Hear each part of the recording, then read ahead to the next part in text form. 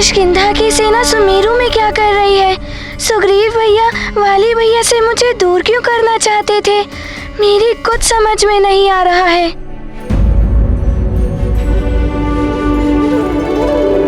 पिताश्री,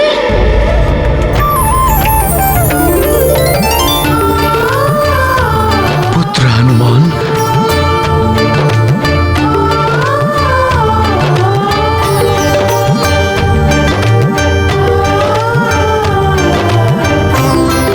पुत्र हनुमान, तुम्हारे आलिंगन से सुखद मेरे लिए क्या हो सकता है?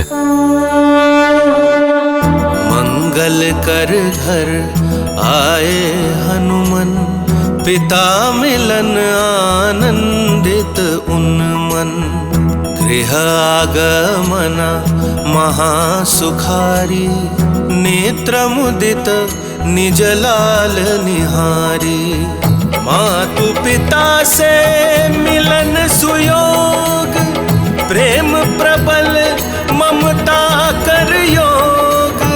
भरी आए जल व्याकुल नैन, मन प्रबोध नहीं निकरत बैन। पिताश्री, मेरे लिए भी आपके साथ से अधिक बहुमूल्य और कुछ भी नहीं है। हनुमान,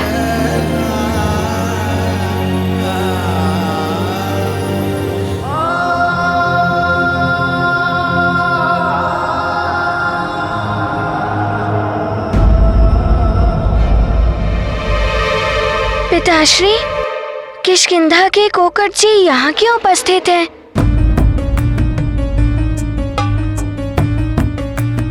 और उनकी सेना भी दिख रही है। पिताश्री, जब मैं प्रवाल द्वीप से लौट रहा था तो वाली भैया मुझे मार्ग में मिले थे। बड़ा ही विचित्र सा व्यवहार कर रहे थे।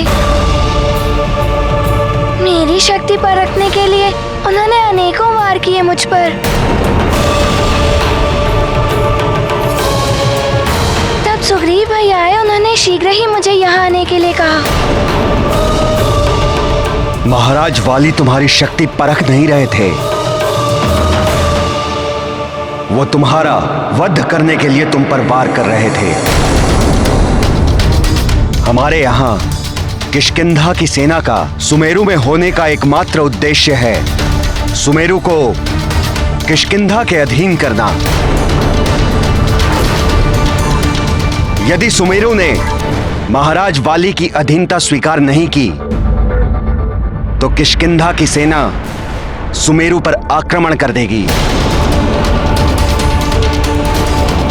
तुम्हारा भविष्य तो निश्चित है, महाराज वाली के हाथों तुम्हारी मृत्यु होगी। वो तुम्हें जीवित नहीं छोड़ेंगे।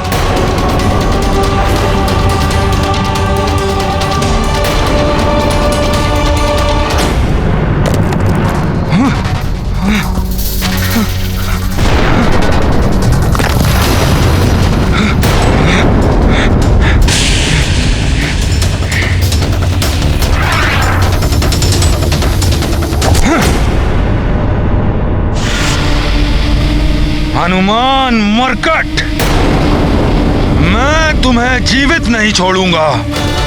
तुम मुझसे कितना भी दूर भाग लो, परंतु मैं तुम्हें ढूंढ निकालूंगा। आ रहा हूं मैं सुमेरु, और यदि तुम भी सुमेरु में हो तो मैं भी वहीं आकर तुम्हारा वध कर दूंगा। कोकट जी, अवश्य ही वाली भैया परिहास कर रहे होंगे। वो ऐसा कदापि नहीं कर सकते।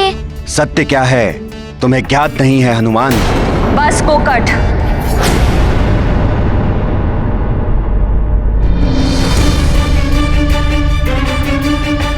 हनुमान को ज्ञात कराने की कोई आवश्यकता नहीं। महारानी अंजना। कोकट,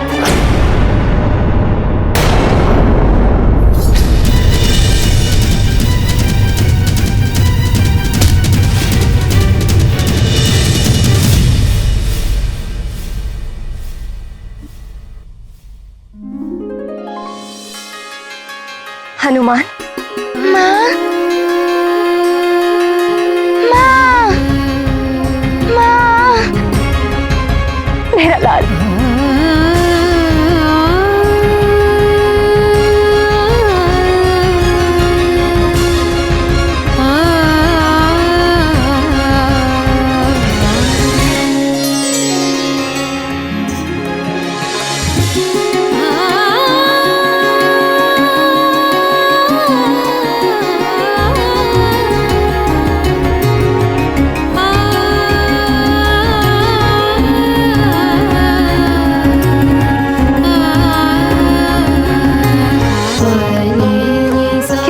निष्ठुर हो तुम।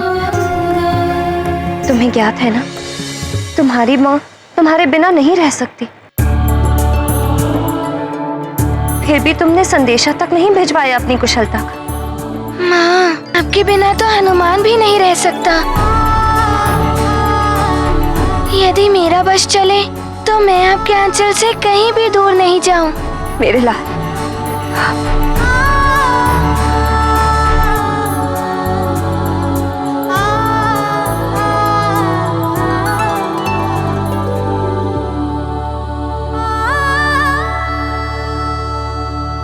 अरे इतने दुर्बल दिखाई दे रहे हो। प्रतीत होता है भोजन नहीं किया तुमने इतने दिनों।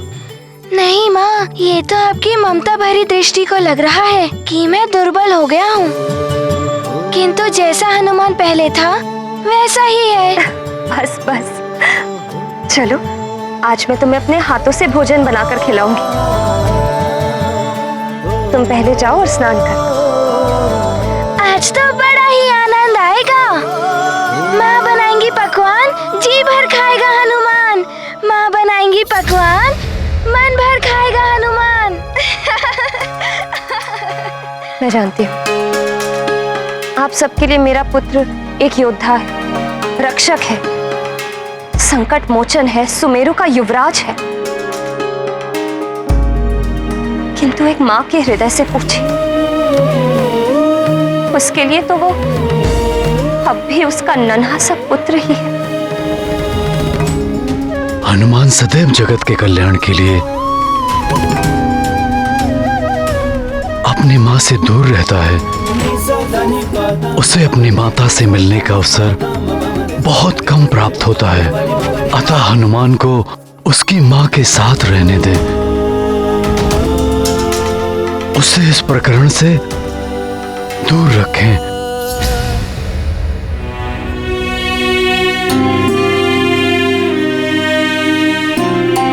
आज हनुमान बहुत दिन पश्चात अपनी माँ के पास लौट कर आया है। ये माँ अपने एक मात्र पुत्र पर अपनी ममता, अपना स्नेह लुटाना चाहती है। इसीलिए हनुमान को इस राजनीति से दूर ही रखिए। इस माँ पर बड़ी कृपा होगी आप सबकी।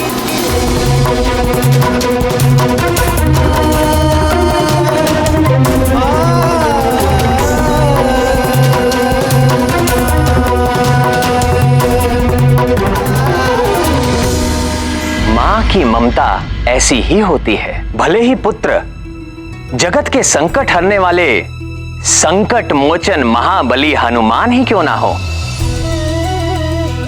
माँ की दृष्टि में तो पुत्र सदैव अबोध बालक ही होता है। पुत्र भले ही बड़ा हो जाए, किंतु माँ का निस्वार्थ प्रेम, पुत्र की कुशलता की चिंता सदैव ऐसे ही बनी रहती है जैसे बाल्यकाल में बनी रहती थी। माँ की यही कभी ना क्षय होने वाली ममता उन्हें देवताओं से भी उच्च स्थान पर स्थित करती है। अतः कभी माँ का अनादर नहीं करना चाहिए। जब तब व्रत से अवश्य पुण्य मिलता है, परंतु उससे भी अधिक पुण्य मिलता है माँ की सेवा से। खीर तैयार हो गई? हो रही है महारानी जी। सुगंध तो बहुत अच्छी आ रही है। इसमें मैं थोड़ा और मेवा डाल देती हूँ। अच्छा, अब इसे कुछ क्षण तक ऐसे ही चलाते हैं और फिर शीतल करने के लिए रख देना, ठीक है? जी। अरे अरे, लड्डू नहीं बने अभी तक। शीघ्रता से हाथ चलाओ। हनुमान स्नान करके आता ही होगा, उसके आने से पूर्व लड्डू बन जाने चाहिए। चलो मैं भी मदद करती हूँ। आज इतने दिनों पश्चात हनुमान मेरे हाथ के बने हुए लड्डू खाएगा।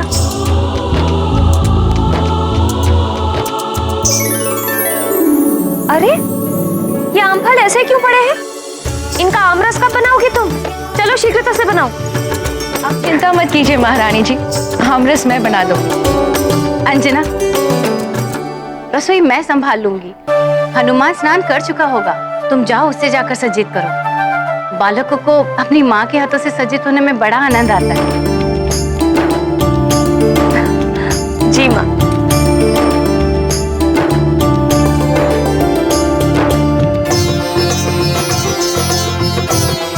माँ, हनुमान के आते ही निष्प्राण से हुए राजभवन में चैतन्यता सी आ जाती है, उमंग और उल्लास सा छा जाता है।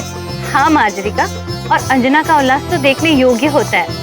आशा है इस बार अंजना को हनुमान पर अपनी ममता लौटाने के लिए अधिक समय मिल जाए। निश्चित ही वो मरकट सुमेरु गया होगा, परंतु मैं तुम्हें छोड़ूंगा नहीं।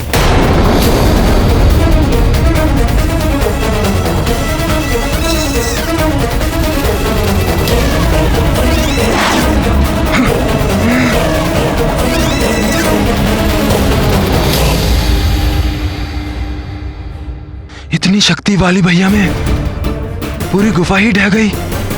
वो सुमेरु की दिशा में गए हैं, कहीं कुछ अनर्थ ना कर दें। मेरा उन्हें रोकना आवश्यक है।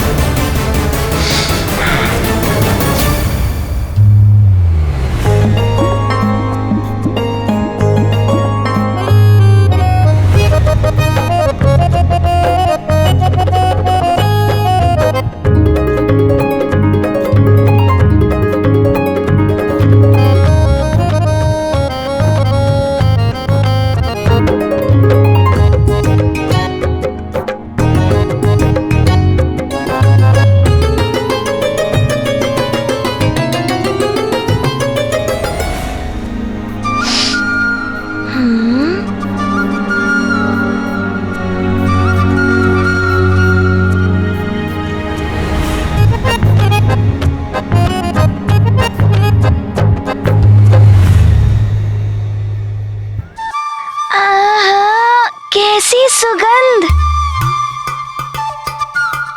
भोजन की? नहीं,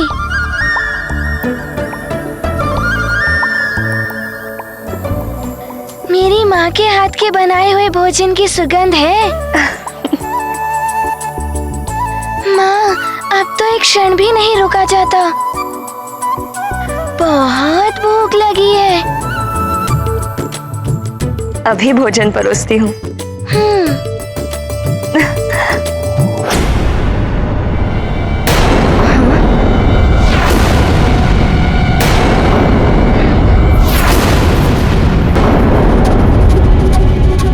कहाँ गया भोजन?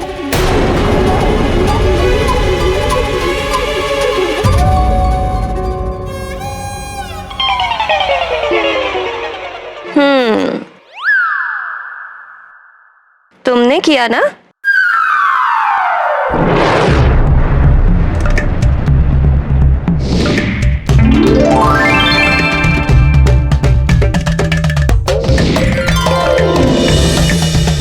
माँ, हनुमान से रहा नहीं जा रहा था।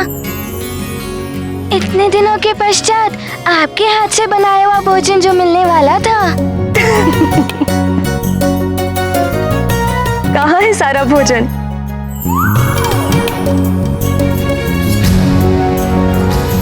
सखा,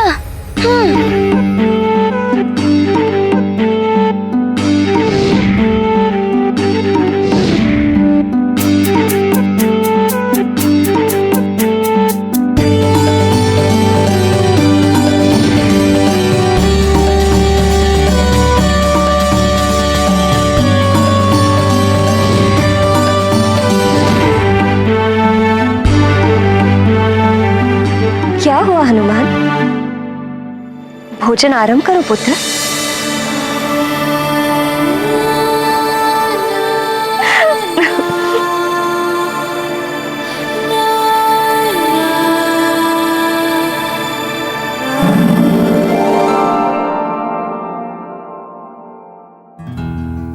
ये पहला ग्रास चिड़िया का।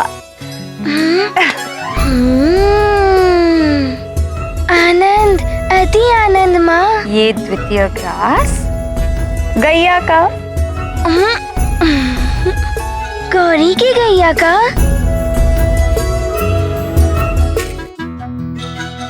माँ, आपके ये स्नेह भरे स्पर्श से भोजन अमृत बन जाता है।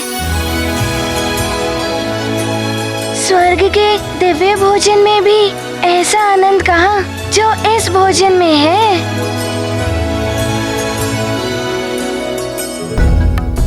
और ये ग्रास माँ के लिए हनुमान का। और ये ग्रास हनुमान के लिए माँ का। हाँ? ये क्या हो रहा है? हाँ? वाली यहाँ?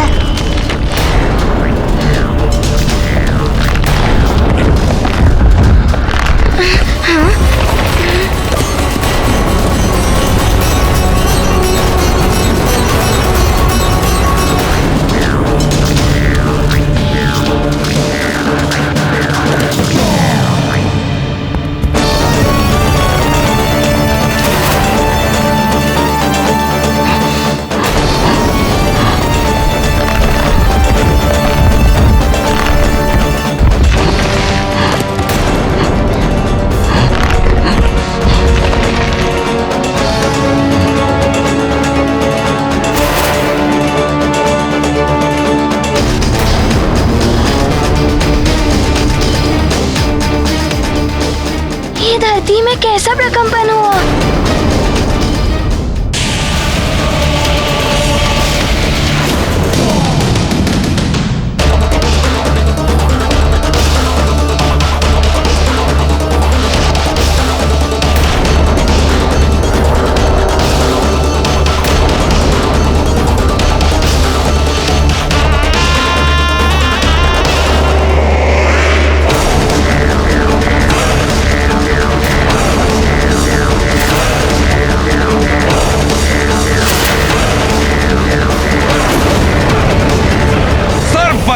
मुकुट राज सिंहासन पर आसीन काका केसरी जी।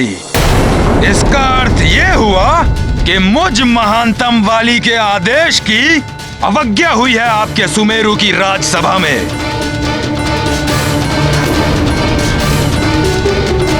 काका केसरी जी, मेरी अधीनता स्वीकार नहीं की आपने,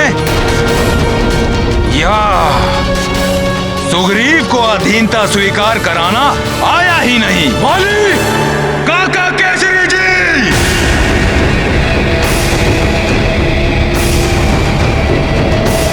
स्वर मध्यम।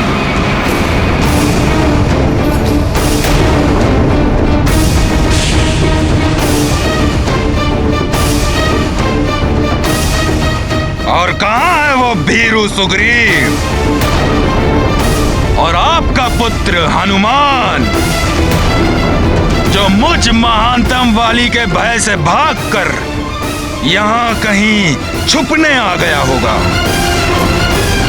माँ, अवश्य ही कोई अनहोनी घटी है। माँ, मैं अभी जाकर देखता हूँ। किंतु हनुमान, कहाँ छुप कर बैठा है हनुमान? और वो सुग्रीव, जिसके लिए उस हनुमान की मित्रता मुझ महानतम वाली के आदेश से भी बड़ी हो गई है। ऐसा नहीं है भैया।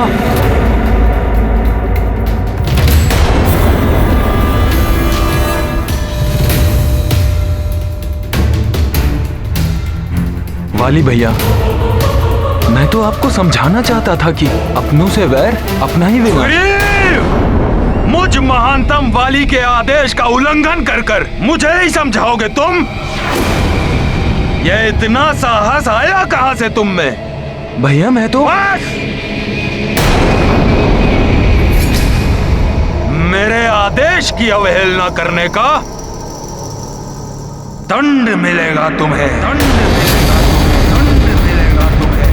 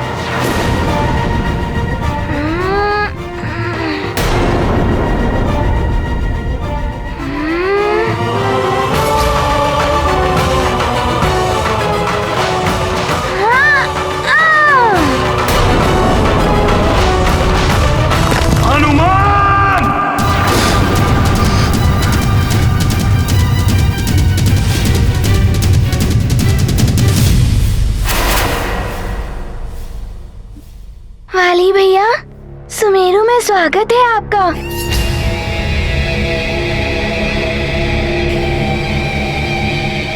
स्वागत करोगे तुम वाली का? वाली भैया, आप किसी बात से रुष्ट हैं क्या वाली भैया? पहले आपने अपना क्रोध मुझ पर निकाला और फिर सुग्रीव भैया से कुपित होकर ये स्तंभ तोड़ दिया। क्या हो गया है आपको? क्या चाहते हैं आप वाली भैया?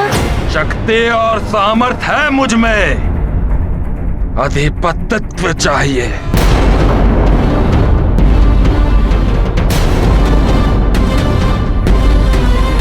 समस्त वानरों का, किष्किंधा, सुमेरु और पंपासर का, समस्त वन राज्यों का, समस्त वंशन का, इस राजभवन का और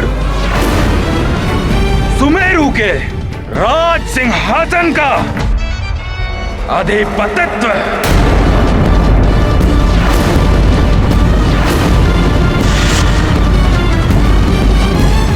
बस वाली भैया, इतनी सी बात के लिए इतना क्रोध? ये सब जो है सब आपका ही तो है। हम सब ने तो पहले ही आपको समस्त वन संघ का अधिपति चुन लिया था। वाली भैया से अधिक बलवान और कोई है ही नहीं। जब वो अपनी तपस्या के पश्चात वरदान प्राप्त करके वापस लौटेंगे, उन्हें ही उपाधि मिलनी चाहिए। वो ही महानायक बनने के योग्य हैं। वाली भैया, मैं आपको भैया कहता ही नहीं, अपना बड़ा भैया मानता भी हूँ।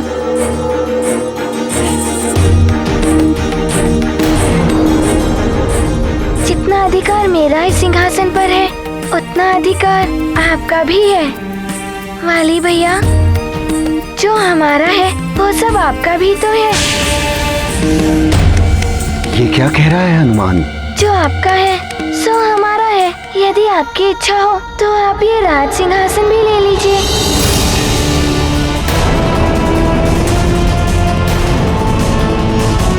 मैंने उचित कहा ना पिताश्री?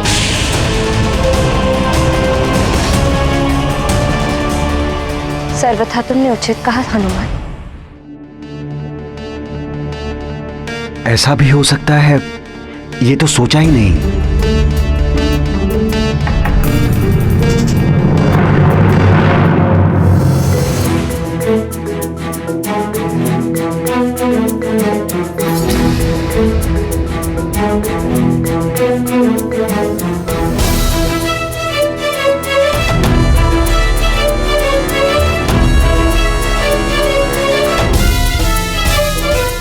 वाली भैया, ये राज सिंहासन ग्रहण कीजिए। अब ये राज सिंहासन आपका है।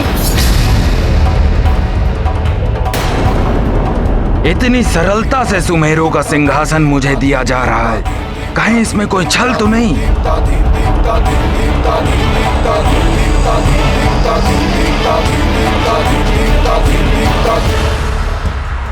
मुझ महानतम वाली से अब कौन छल करने का साहस कर सकता है भला? ये तो वाली के भय के कारण हो रहा है।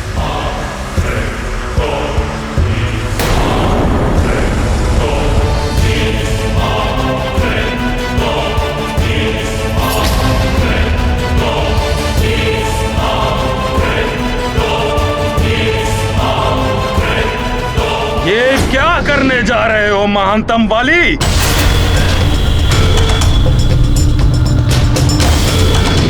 महानतम वाली भिक्षा में दी हुई राज सिंहासन लेगा? सिंह स्वयं आखेट करता है, सियार जूठन खाते हैं। तुम सियार कब से बन गए महानतम वाली? धिक्कार है तुम्हारी वीरता पर, तुम्हारे बाहुबल पर। धिक्कार है तुम पर महानतम वाली। यार जूठन खाते हैं, यार भिक्षा, यार जूठन।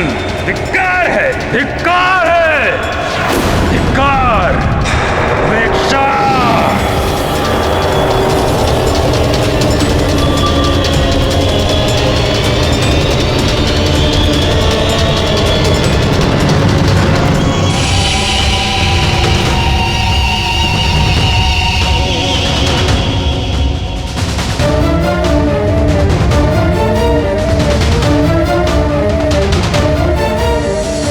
भिक्षा नहीं चाहिए महानतम वाली को।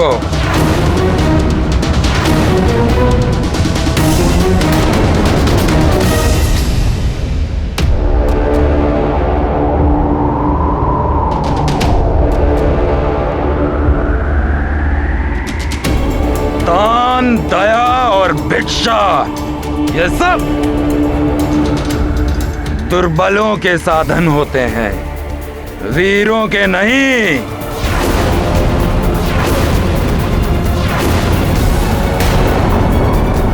महानतम वाली को दान नहीं, तुम सबकी अधीनता चाहिए।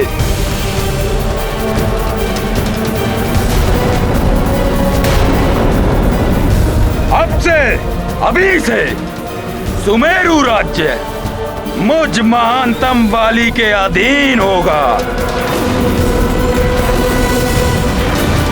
और जिसे भी यह अधीनता स्वीकार ना हो वो मुझसे युद्ध करने के लिए आमंत्रित है। वाली भैया, बस!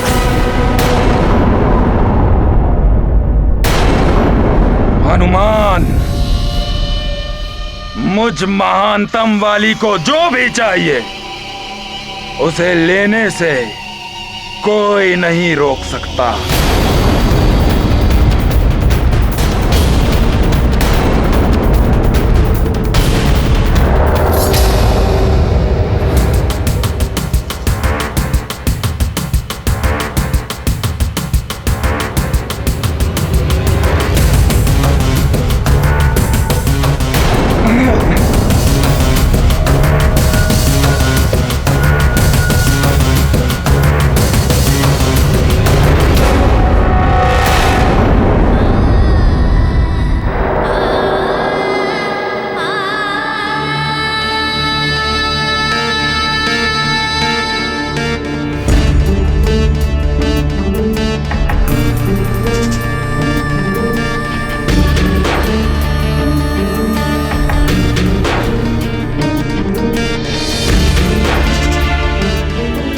पिताश्री, हनुमान से कोई भूल हो गई या फिर हनुमान ने कुछ अनुचित कह दिया जो वाली भैया रुष्ट होकर वापस चले गए। नहीं हनुमान,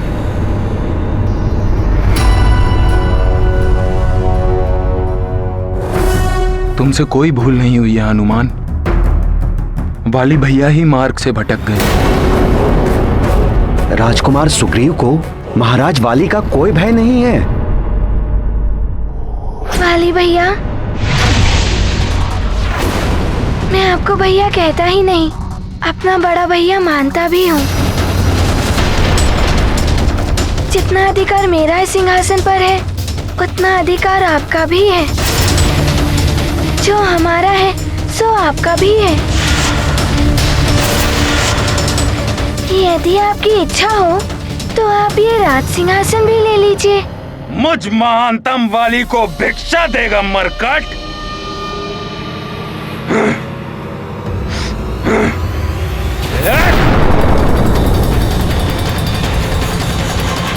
नारायण नारायण। देवर्षि, नारायण नारायण। इतना क्रोध वो भी इस निर्जीव शीला पर। प्रतीत होता है जो पाने गए थे वो मिला नहीं सुमेरु। सुमेरु को अपने अधीन कर लिया है मैंने, और अब बहुत शीघ्र ही समस्त वन राज्यों को मैं अपने अधीन कर लूंगा। समस्त वन राज्यों को अपने अधीन करना चाहते हैं वाली भैया। सुग्रीव भैया, मेरे पिताश्री ने मुझे सीख दी थी कि महत्वाकांक्षा ही जीवन में सफलता की प्रथम सीढ़ी है। यदि वाली भैया महत्वाकांक्षी है तो इसमें अनुचित क्या है? महत्वाकांक्षी होना अच्छा है हनुमान, किंतु अपनी महत्वाकांक्षा पूर्ण करने के लिए अकारण अपनों से बैर ठान लेना, अनुचित प्रकार से उन्हें पीड़ा देना सफलता के मार्ग पर नहीं, अन्यथा पतन के मार्ग पर ले जाता है। अच्छा अच्छा, तो तुम उन्हें अपने अधीन करने गए थे, फिर तो तुम्हें हनुमान की शक्तियां भी मिल गई होंगी। उसकी शक्तियां प्राप्त करना ही तो उद्देश्य था मेरा देवर्षि, परंतु न जाने क्यों उस मरकट के समक्ष आते ही मेरा वरदान निष्क्रिय हो जाता है। वरदान भी निष्क्रिय हो जाते हैं जब मनुष्य की महत्वाकांक्षा उसकी बुद्धि को भ्रष्ट करके उसे अनुचित दिशा की ओर अग्रसर कर देती है। वाली भी पतन के मार्ग पर चल निकला है। हाँ महाराज, सुमेरु की भांति ही अन्य राज्यों को भी अधीनता स्वीकार करने के लिए चेतावनी भरा संदेश भेज दिया है वाली भैया ने। इस महत्वाकांक्षा को पूर्ण करने के लिए वाली भैया ने पिताश्री को भी बंदी बनाकर रखा है। आश्चर्य है, देवराज इंद्र का दिया हुआ वरदान निष्क्रिय हो गया। यही तो मुझे भी आश्चर्य है कि ऐसा कैसे हो गया था। फिर कैसा वरदान? अवश्य ही अपूर्ण वरदान दिया है उन्होंने तुम्हें, कुछ सीमाओं के साथ, इसीलिए हनुमान की शक्ति नहीं मिली तुम्हें। किंतु ऐसा कैसे कर सकते हैं देवराज? अब इसके पीछे क्या रहस्य है, ये तो तुम्हें स्वयं देवराज इंद्र ही बता सकते हैं। सीमाओं में बंधा हुआ वरदान, अपूर्ण वरदान, जैसे एक शिशु को क्रीड़ा के लिए वस्तु देता है पिता, ऐसा ही कुछ तुम्हारे साथ हुआ है।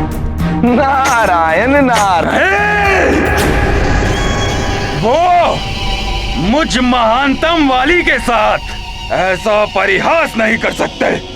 ऐसा कैसे कर सकते हैं वाली भैया?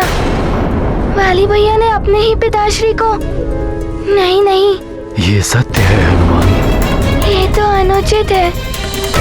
महाराज ऋक्षराज बंदी गृह में, मुझे शीघ्र ही जाकर उन्हें मुक्त कराना होगा। असंभव है यह हनुमान, तुम इस प्रकरण से दूर ही रहो। हाँ हनुमान, मैं भी तुम्हें इस कार्य के लिए बाहर जाने की अनुमति नहीं दे सकती। माँ, ये आप क्या कह रही हैं? यदि पिताश्री के साथ कभी ऐसा हुआ तो आप मुझे जाने से रोकेंगी?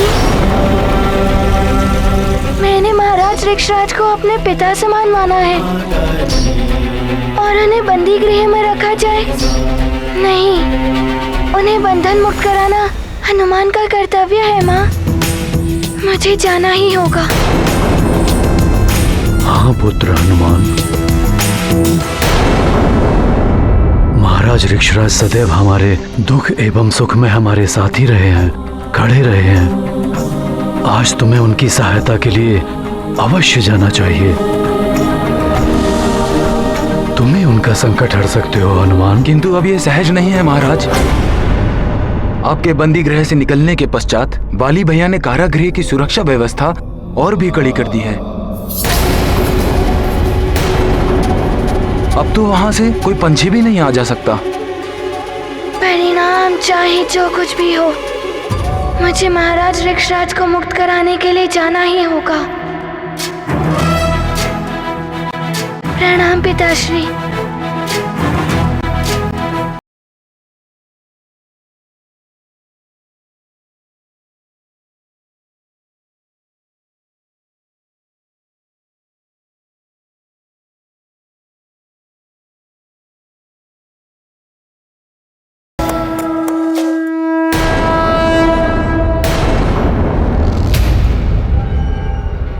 देवराज इंद्र, आप अपने अंश के साथ ऐसा परिहास नहीं कर सकते। वर्षों तप किया है मैंने उस वरदान को प्राप्त करने के लिए, परंतु अब इसी समय जाकर मैं उनका आवाहन करूंगा और उन्हें आना ही होगा, अन्यथा वाली अपने प्राणों का त्याग कर देगा।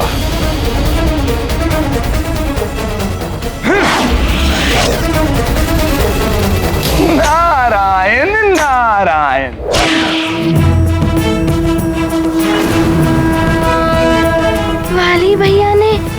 पिताश्री को बंदी बनाकर कदाचित उचित नहीं किया, किंतु अब ये पुत्र अपने पिता तुल्य महाराज रिक्शा जी की मुक्ति कराकर ही रहेगा।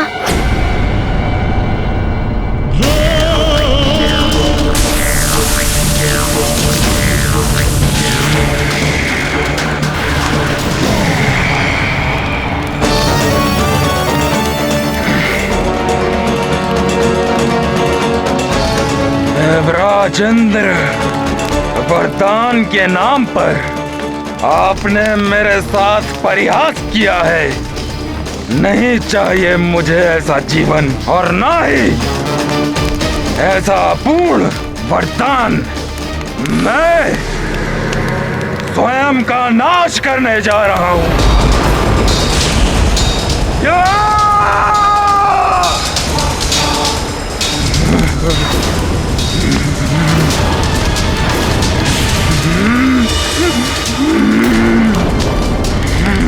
रुक जाओ वाली, ऐसा मत करो। निकल आओ बाहर उस अग्नि से। नहीं, मैं तुम्हें ऐसा नहीं करने दूंगा। अभी इस अग्नि को रोक लेता हूं मैं। नहीं, सौगंध है आपको धर्म की। आप मेरी इच्छा के विरुद्ध जाकर ये अग्नि को नहीं बुझा सकते।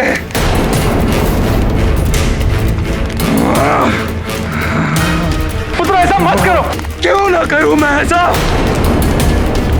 आपकी कृपा से जन्म हुआ है मेरा।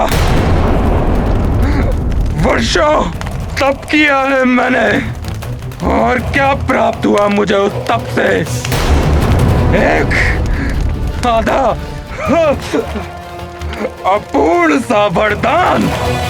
सबकी आदि शक्तियां मिल जाती हैं मुझे, परंतु उस हनुमान की आदि शक्तियां मुझे क्यों प्राप्त नहीं हुई? निरर्थक है ये वरदान। वाली, तुमने जो वरदान मांगा था मैंने वही वरदान दिया तुम।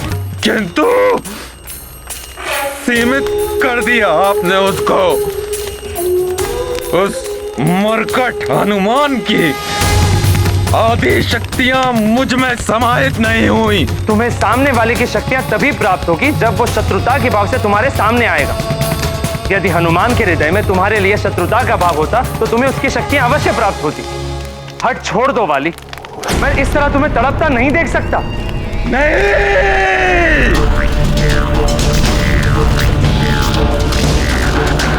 यदि तुम कहो तो मैं तुम्हें एक और वरदान दे सकता हूं।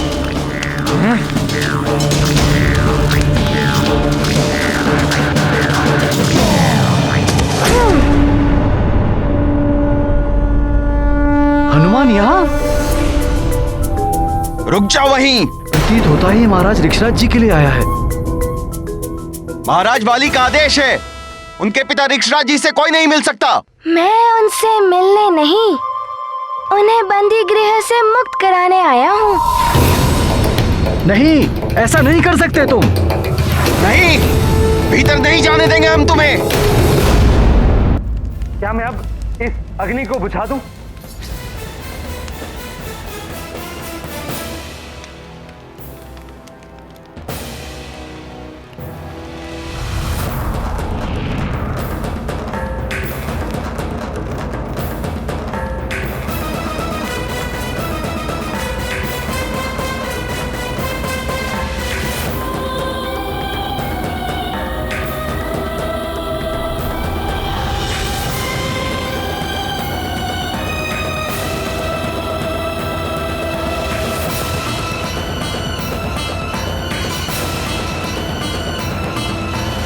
पुत्र वाली, तुम मेरे अंश होकर एक तुच्छ से कारण के लिए अपने आप को अग्नि में होम करने लगे थे।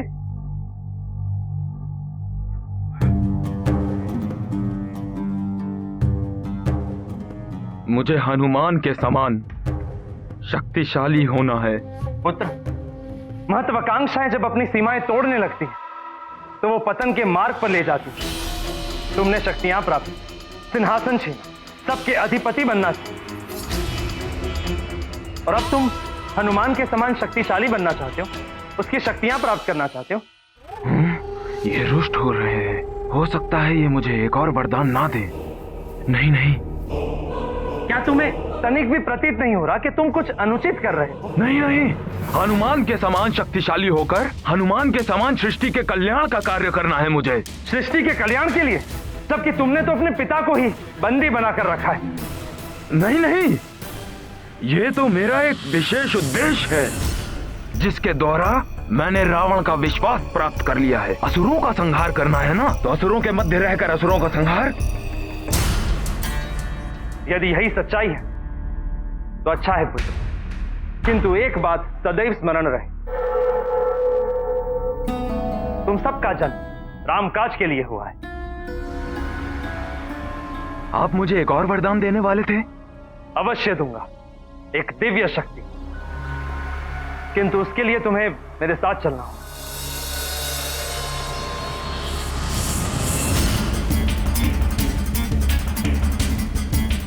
दिव्य शक्ति? अब दिव्य शक्ति से ही उस मरकट का अंत करूंगा मैं। हनुमान यहाँ? रुक जाओ वहीं। प्रतीत होता है ये महाराज ऋक्षराज जी के लिए आया है। महाराज वाली का आदेश है, उनके पिता ऋक्षराज जी से कोई नहीं मिल सकता। मैं उनसे मिलने नहीं, उन्हें बंदी गृह से मुक्त कराने आया हूँ। नहीं, ऐसा नहीं कर सकते तुम। नहीं, भीतर नहीं जाने देंगे हम तुम्हें। सखा,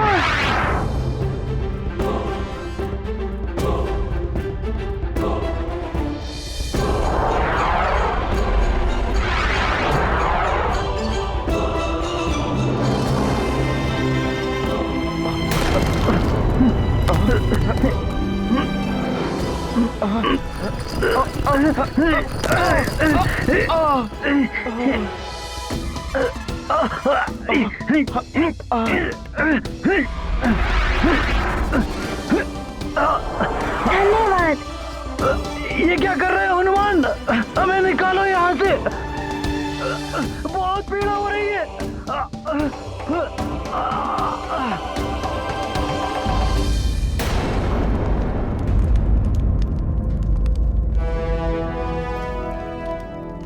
काका ऋक्षराज जी, प्रणाम काका ऋक्षराज जी। पुत्र हनुमान, तुम यहाँ? काका ऋक्षराज जी, हनुमान तो कल्पना भी नहीं कर सकता कि हनुमान की नेत्र आपको इन बेड़ियों में ऐसे जकड़े हुए देखेंगे। मैं अभी आपको बंधन मुक्त करता हूँ।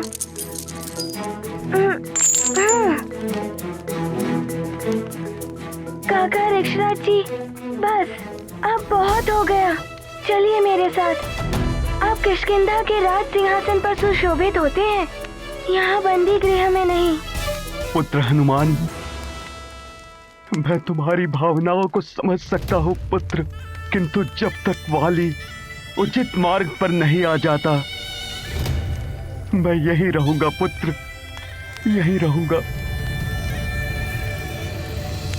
काका ऋक्षराज जी, वाली भैया को उचित मार्ग पर लाने के लिए आपको यहाँ से मुक्त होना होगा। अब चलिए मेरे साथ।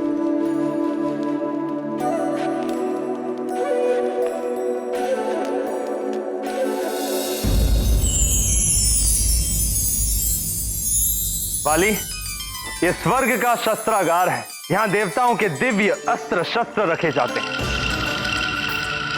दिव्य अस्त्र शस्त्र? अद्भुत हैं ये तो। कोई कितना भी दिव्य शक्ति संपन्न क्यों ना हो, इन दिव्य अस्त्रों के सामने किसी की भी कोई भी शक्ति कार्य नहीं कर सकती। अच्छा है, हनुमान के विरुद्ध प्रयोग किया जा सकता है इन्हें।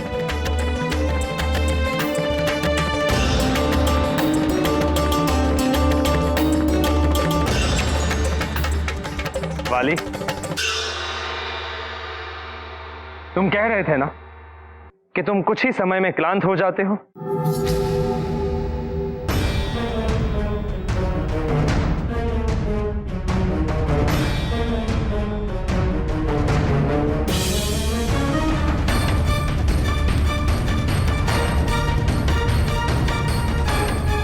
इसे धारण करने के पश्चात तुम कितना भी श्रम कर लो, कभी क्लांत नहीं हो।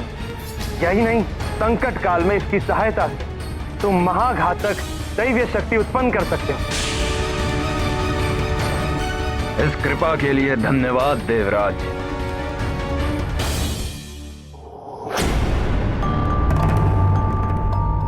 शस्त्रागार में ये डमरू कैसा? ये तो वाद्य यंत्र है ना? ये डमरू वाद्य यंत्र नहीं, इंद्रकोप है।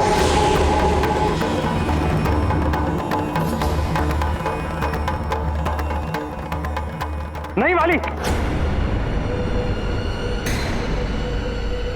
इसे स्पर्श मत करना। क्यों? ये कूप महादेव शिव के प्रलयंकारी शक्ति से निर्मित हुआ है। इससे इच्छा अनुसार किसी भी आकार में कूप को उत्पन्न करके उसमें किसी को भी बंदी बनाया जा सकता है। यहां तक कि सारा ब्रह्मांड भी इसमें समा सकता है। ये तो बड़ा ही अद्भुत है। हाँ, इसे कोई भी जागृत कर सकता है, किंतु इसे महादेव के अतिरिक्त कोई अन्य भेद नहीं सकता। यहां तक कि मैं भी नहीं।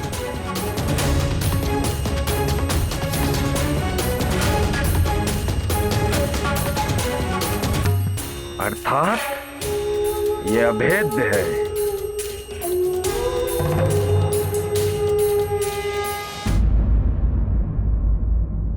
महाराज, ये आपका स्थान है, ग्रहण कीजिए।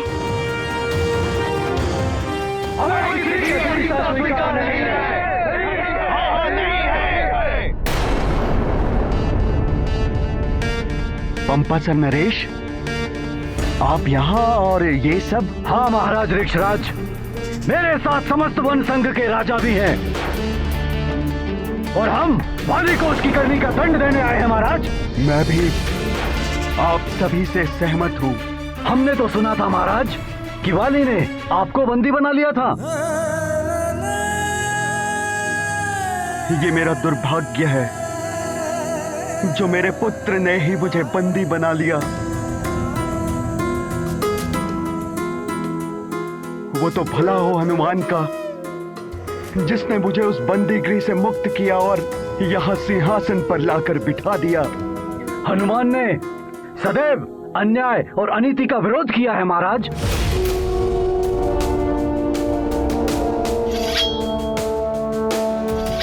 महाराज, ये सिंहासन आपका है, सिंहासन पर विराजिए, हम सब आपके साथ हैं।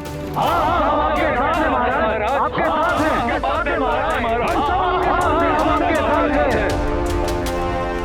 विराजिए महाराज।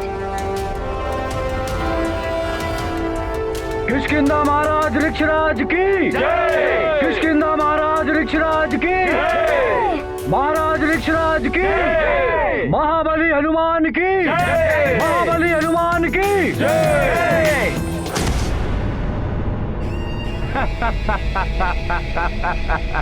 वाली, तेरी चाल न जाए खाली।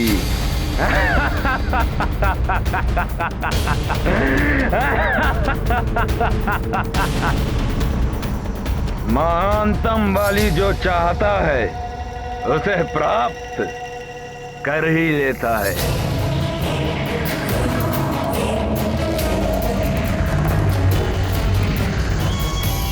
इंद्रकूप। वाली, आओ।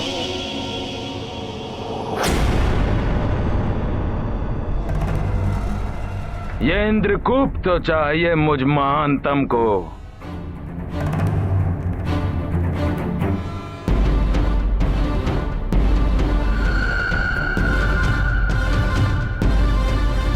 क्या हुआ? कुछ नहीं, मैं तो ये अस्त्र देख रहा था, बहुत अद्भुत है। चलिए। वाली, तेरी चाल ना जाए खाली। ये इंद्रकूप मुझ महानतम वाली की महान शक्ति, इन सब का प्रयोग करूंगा मैं उस हनुमान के विरुद्ध, काका केसरी के विरुद्ध, समस्त सुमेरु के विरुद्ध।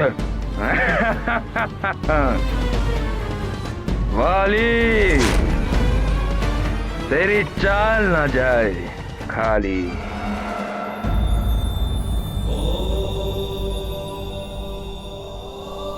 निर्मल हृदय हनुमान ने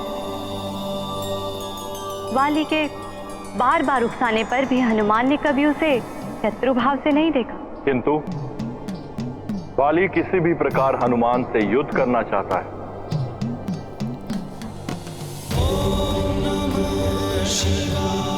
यदि युद्ध हुआ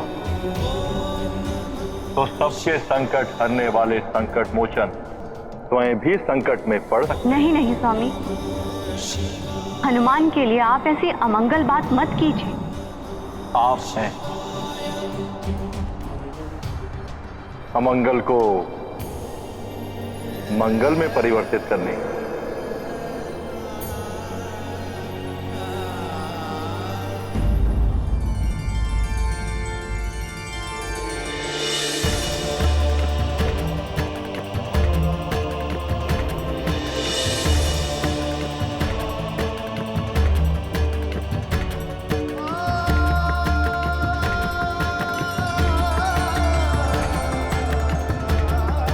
स्वामी,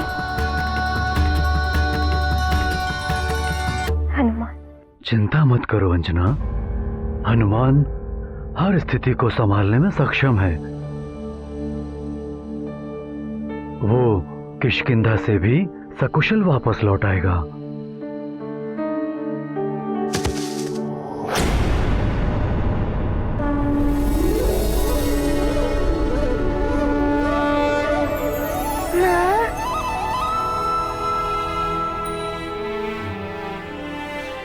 प्रणाम पिताश्री, प्रणाम सुग्रीव भैया, प्रणाम माँ।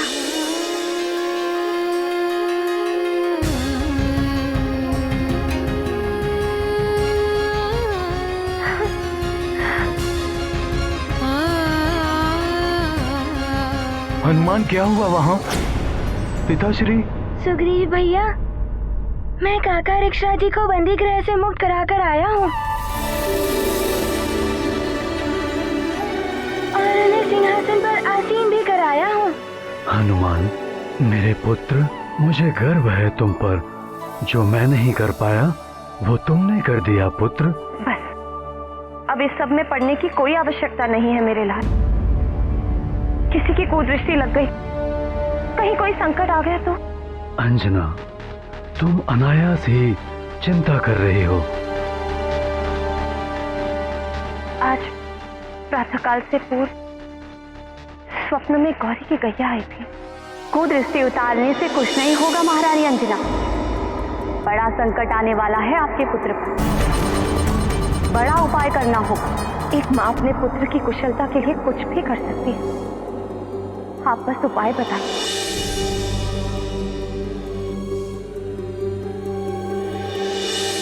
उपाय है जीवित पुत्रिका व्रत, जो अश्विन मास की सप्तमी से लेकर नवमी तक किया जाता है।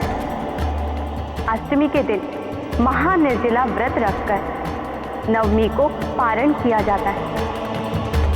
नवमी के साथ नाचिनी के प्रसाद खाकर और अपने पुत्र को खिलाकर व्रत पूर्ण करते हैं। ऐसा करने से माँ दुर्गा की कृपा होगी। आज प्रातःकाल ही स्वप्न आया और आज सप्तमी है।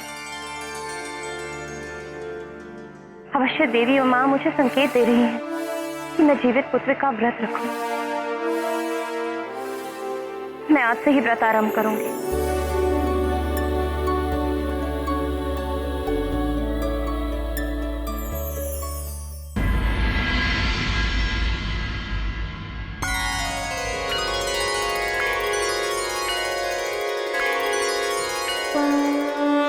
माता सुत दो नौ करे पूजा, माँ जगदम्बा सम नहीं दूजा।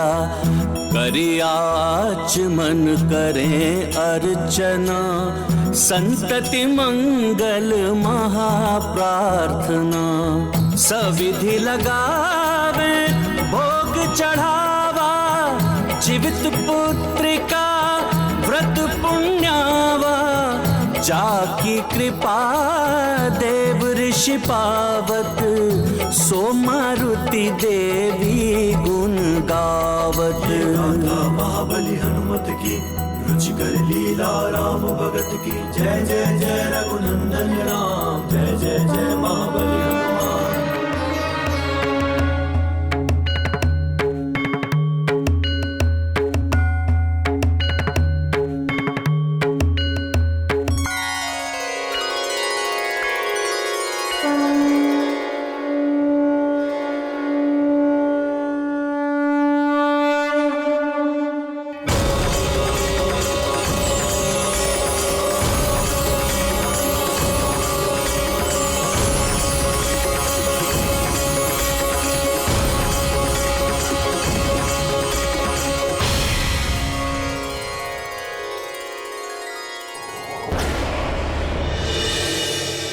सर्वमंगल मांगल्ये शिवे सर्वार्थ साधिके, शरण्ये त्र्यंबके गौरी नारायणी नमस्तुते।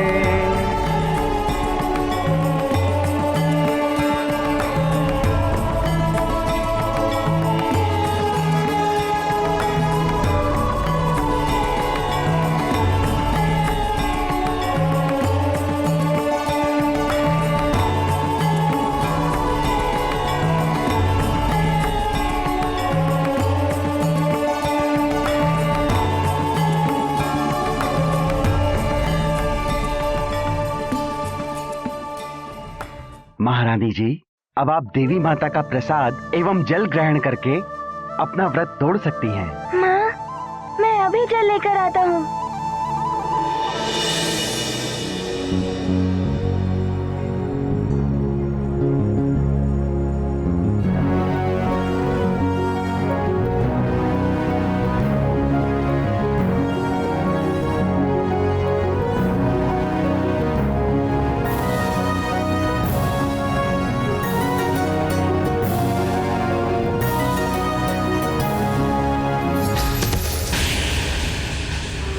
पिताश्री को पुनः सिंहासन पर बैठाकर मुझ महानतम को चुनौती दी है तुमने। उन्हें तो मैं किसी भी क्षण सिंहासन से हटा दूंगा, किंतु ये भूल तुम्हें बहुत भारी पड़ेगी। कल प्रातः का प्रकाश इस रात्रि से भी अधिक अंधकारमय होगा, तुम्हारे लिए और समस्त सुमेरु के लिए। मरकट, तुम और तुम्हारा सुमेरु इस इंद्रकूप में समाने वाले हैं।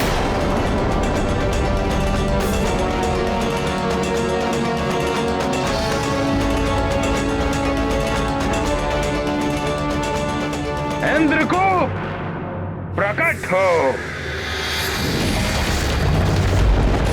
हनुमान और उसके सुमेरु को अपने अंधकारमयी कूप में समाहित कर लो।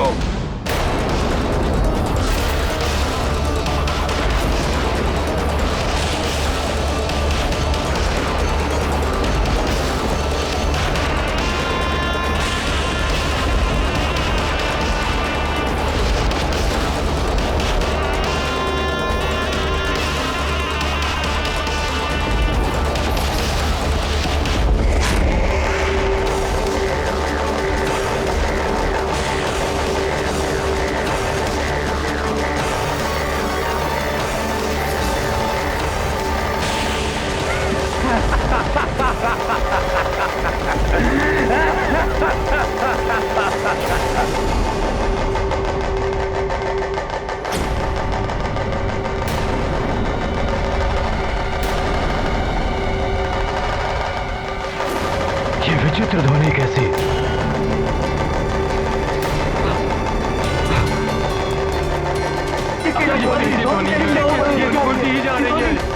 अरे ये क्या है? ऐसा तो पहले हमने कभी नहीं देखा। कोई बहुत बड़ी विपदा प्रतीत हो रही है।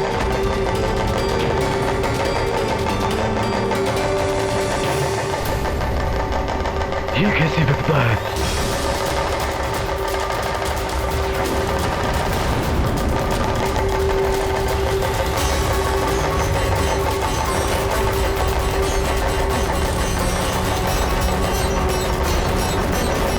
ये संकट तो सुमेरु भवन की ओर आ रहा है।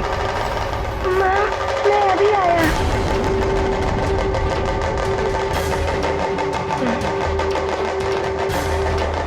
हे देवी माँ, पुनः कोई संकट ना आया हो जो मुझे मेरे पुत्र से पुनः दूर कर दे।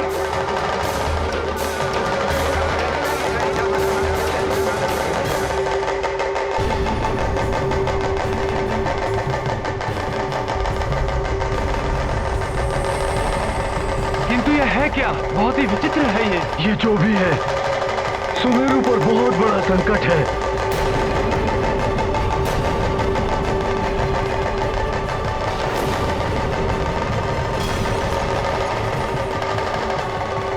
हनुमान कहाँ गया? हो जा रहा है हनुमान।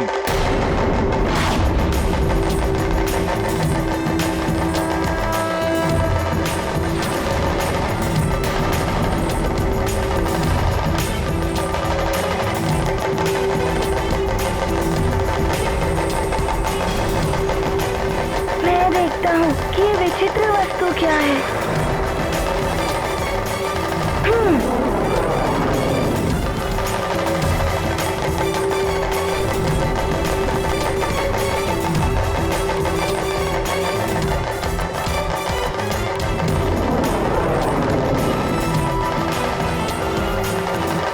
ये सब क्या हो रहा है?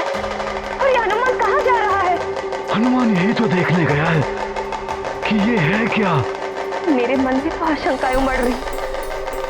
कहीं गौरी की गैया ने जो कहा कि मेरे हनुमान पर बड़ा संकट आने वाला है वो सत्य ना हो जाए। प्रातः का स्वप्न था। ये तो डमरू के जैसा कुछ है। सुमेरु पर संकट आ सकता है। मुझे शीघ्र ही इसे रोकना होगा।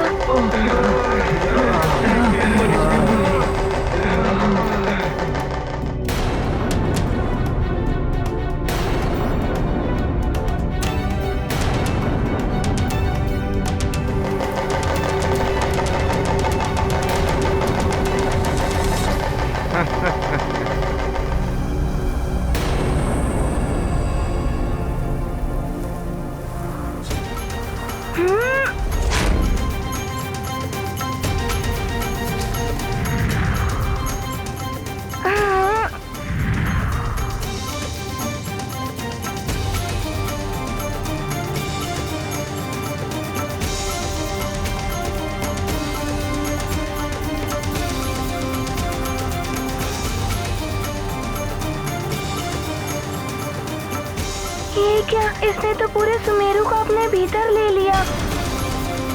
मुझे शीघ्र ही इसे हटाना होगा, अन्यथा सब संकट में पड़ जाएंगे। हे देवी माँ, न जाने ये कौन सा संकट आ गया है संपूर्ण नगर पर। मेरा हनुमान न जाने कहाँ होगा। उसकी और सबकी रक्षा करना माँ।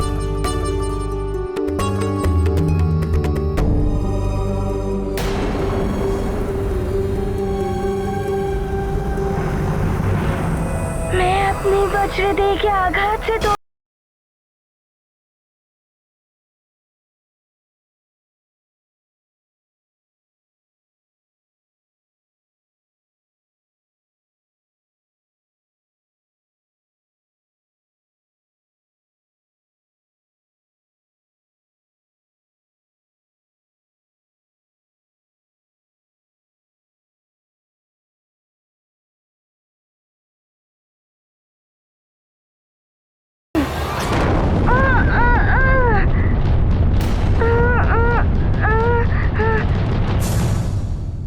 मरकट, अब तुम्हारी कोई भी दिव्य शक्ति काम नहीं आएगी।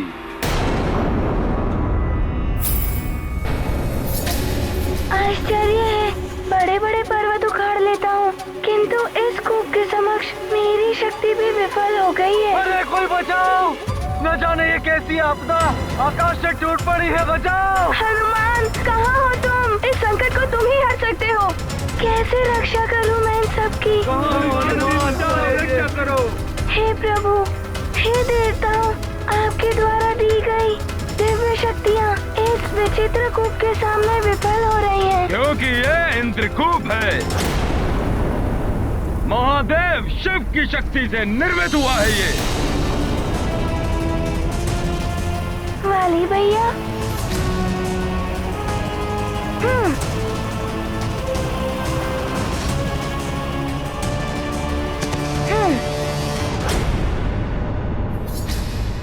वाली भैया, ये इंद्रकूप यहाँ कैसे? मैंने छोड़ा है इसे सुमेरु पर। किंतु क्यों? इस कूप में बंद होने से शनय शनय संपूर्ण सुमेरु से वायु समाप्त हो जाएगी, फिर जल समाप्त हो जाएगा और फिर। किंतु वाली भैया, आप ऐसा क्यों कर रहे हैं? उसमें आपके भाई सुग्रीव भैया और सारी सेना है, उनके बारे में नहीं सोचा आपने? जिसने अपने पिताश्री के बारे में नहीं सोचा, वो अपने भाई बंधु और सेना के बारे में क्यों चिंता करेगा? तुम तो हो संकट मोचन, बचा सकते हो तो बचा लो, किंतु उससे पूर्व तुम्हें मुझसे युद्ध करना होगा। किंतु आप तो मेरे बड़े भाई समान हैं। तुम्हारे भाई बंधु, तुम्हारा परिवार भी तो है वहाँ। परिवार को बचाने के लिए किसी अपने से युद्ध नहीं कर सकता मैं। सोच लो हनुमान, या तो अपनी प्रजा, अपने परिवार का अंत हो जाने दो, या फिर युद्ध करो मुझसे। तुम्हें सामने वाले की शक्तियां तभी प्राप्त होगी जब वो शत्रुता के भाव से तुम्हारे सामने आएगा। यदि हनुमान के हृदय में तुम्हारे लिए शत्रुता का भाव होता तो तुम्हें उसकी शक्तियां अवश्य प्राप्त होती।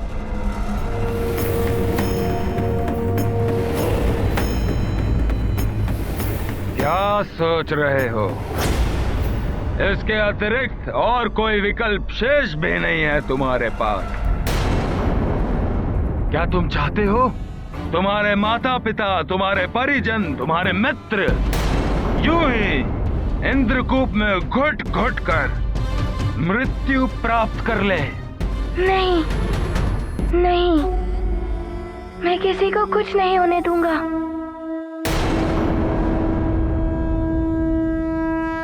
वाली भैया, मेरी आपसे हाथ जोड़कर विनती है, इस इंद्रकूप को यहाँ से हटा लीजिए, अन्यथा मुझे बल प्रयोग कर आपको विवश करना होगा। करो बल प्रयोग, यही तो मैं चाहता हूँ, किंतु इंद्रकूप, ये कूप महादेव शिव के प्रलयंकारी शक्ति से निर्मित हुआ। इसे महादेव के अतिरिक्त कोई अन्य भेद नहीं सकता, यहाँ तक कि मैं भी नहीं। इंद्रकूप को तो अब मैं भी नहीं हटा सकता। कोई बात नहीं, होने दो इतना संहार, किंतु अब तुम इस इंद्रकूप के कारण मेरे समक्ष शत्रु भाव से आओगे, तब मुझे मिल जाएंगी तुम्हारी आधी शक्तियां। युद्ध करो मुझसे, परास्त करो मुझे, फिर ये इंद्रकूप मैं अवश्य हटा दूंगा। यदि आप युद्ध ही चाहते हैं तो ऐसा ही होगा।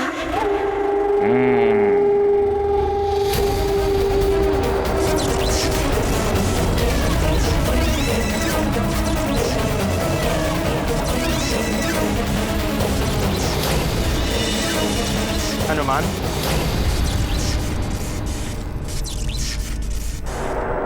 देवराज इंद्र, आप? प्रणाम देवराज।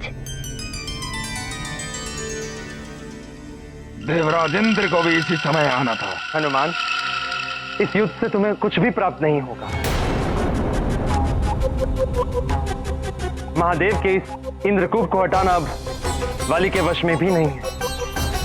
किंतु इसे तो वाली भैया ने ही छोड़ा है। हनुमान, वाली ने इसे देवताओं के शस्त्रागार से चुराकर सुमेरु के विरुद्ध प्रयोग किया है,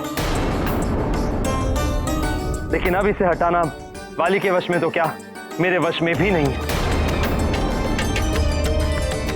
ये आप क्या कह रहे हैं? परंतु इस मेरे महापिताश्री और सारे प्रजाजन बंदी हैं। कैसे स्वतंत्र होंगे? हनुमान महादेव के अतिरिक्त अब इसे और कोई नहीं हटा सकता। भोले बाबा, मैं अभी भोले बाबा के पास जाता हूँ। प्रणाम। रुको हनुमान, कैलाश धाम में उनके दर्शन करने के पूर्व तुम्हें उनकी पूजा करके उनको प्रसन्न करना होगा। पूजा कर कर? हाँ, सबसे पहले पार्थिव शिवलिंग की स्थापना करके उसका अभिषेक करना होगा। फिर उस पर धतूरा एवं कनेर के फूल अर्पित करने होंगे। यदि ये सब ना मिले तो तुम बेलपत्र चढ़ाकर भी महादेव को प्रसन्न कर सकते हो। इससे भी आशुतोष महादेव प्रसन्न हो जाएंगे। आपका बहुत बहुत धन्यवाद देवराज। आपने जैसा कहा मैं वैसा ही करूंगा। मुझे मेरे प्रजा और माता पिता की रक्षा करनी है। प्रणाम। सफल मनोरथ भव।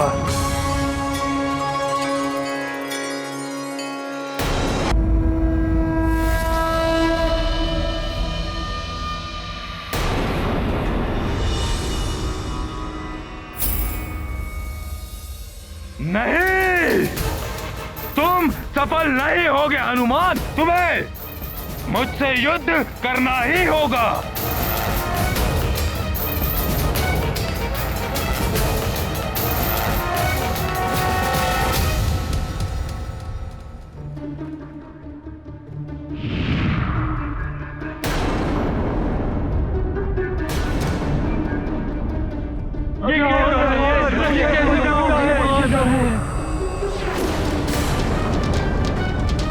महाराज, समझ में नहीं आ रहा है यह आपदा है क्या?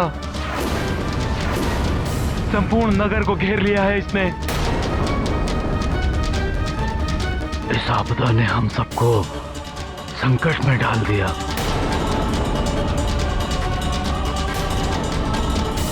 हमें सर्वप्रथम इस समस्या का समाधान ढूंढना होगा।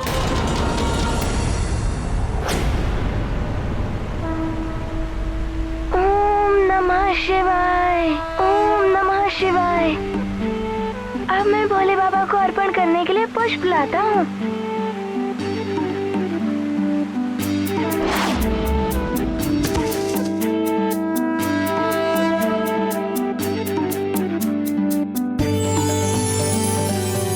ओम नमः शिवाय।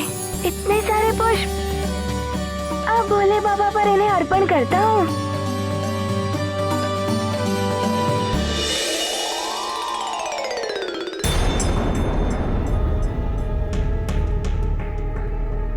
सारे पुष्प कोई तीव्र गति से आया और सारे पुष्प ले गया। कौन होगा ये?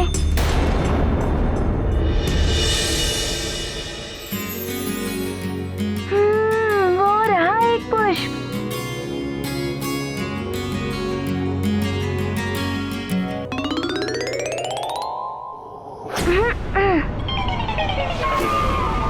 नंदी जी आप, परंतु आप ऐसा क्यों कर रहे हैं? मुझे भी एक दो पुष्प दे दीजिए ना। मुझे भी महादेव जी की पूजा करनी है।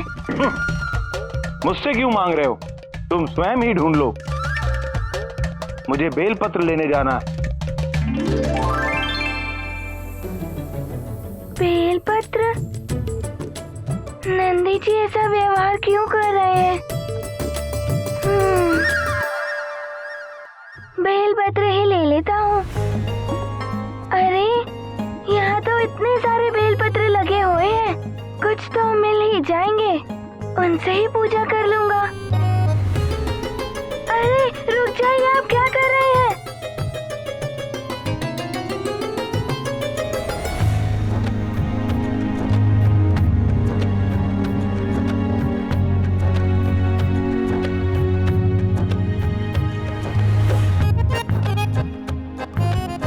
रुक जाइए। नंदी जी, ये आप क्यों कर रहे हैं? कब से मैं देख रहा हूँ नंदी जी कि जो मैं लेना चाहता हूँ वो सब आप ले रहे हैं। थोड़ा सा भी नहीं छोड़ रहे हैं मेरे लिए। क्या आप चाहते हैं कि मैं पूजा ना करूँ और भोले बाबा मुझे अपने दर्शन ना दे और मैं भोले बाबा से अपनी बातें ना कर सकूं? तुम पूजा करो या ना करो ये तुम्हारी इच्छा है, इसमें मैं क्या कर सकता हूं?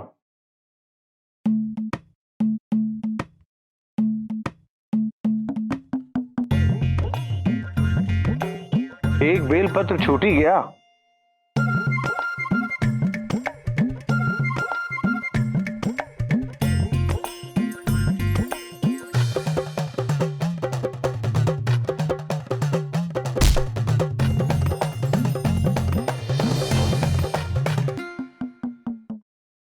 नंदी जी, ये अनुचित है। पहले वहाँ तक मैं पहुँचा था। वो मेरा है, दे दीजिए। किंतु इसे निकाला तो मैंने, इसलिए ये मेरा। नंदी जी, मेरा पूजा करना आवश्यक है। आपको मुझे वो बेलपत्र देना ही होगा। अच्छा, तो तुम मुझे चुनौती दे रहे हो? ठीक है, तुम मुझसे युद्ध करो और मुझे परास्त करके ये पुष्प और बेल ले लो। क्या हो रहा है? जिसे देखो वो युद्ध ही करना चाहता है। ठीक है, मेरा पूजा करना आवश्यक है और उसके लिए मुझे चाहिए बेलपत्र। मैं आपसे युद्ध कर ही लेता हूँ। उचित है, आओ मेरे साथ। नंदी जी,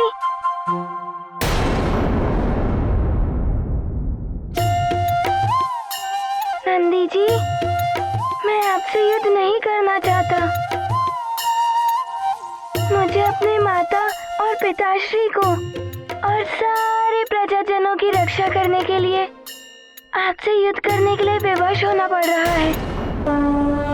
मातु पिता सब कै हितकारी, मारुति जग कै मंगलकारी। चहे उबारन सब कर प्राणा, शिव भोला से पाए निदाना। विघ्न परे नंदी शिव वाहन, युद्ध न चहे अंजना भावन। विधि कर लेखा करे न टारे, महाद्वंद्व महादेव दुआरे।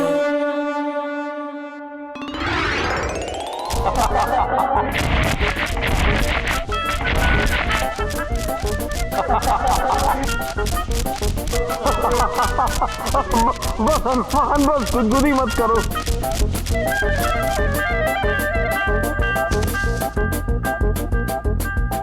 प्रहार करो मुझ पर।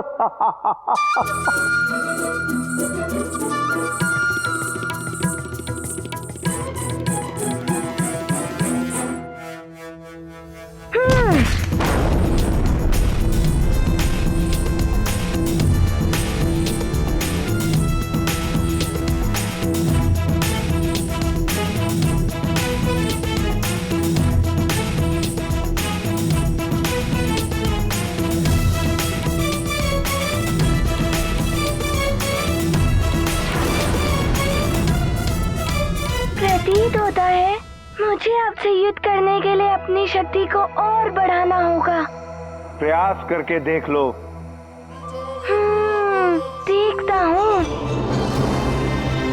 एक ओर देवेश्वर के अंश रूप में बाल हनुमान, तो वहीं दूसरी ओर महादेव के अति प्रिय भक्त नंदी अपार शक्तियों के साथ अपने विकराल रूप में। क्या परिणाम निकलेगा इस युद्ध का स्वामी, ये आपके सिवाय और किसी को ज्ञात नहीं है प्रभु।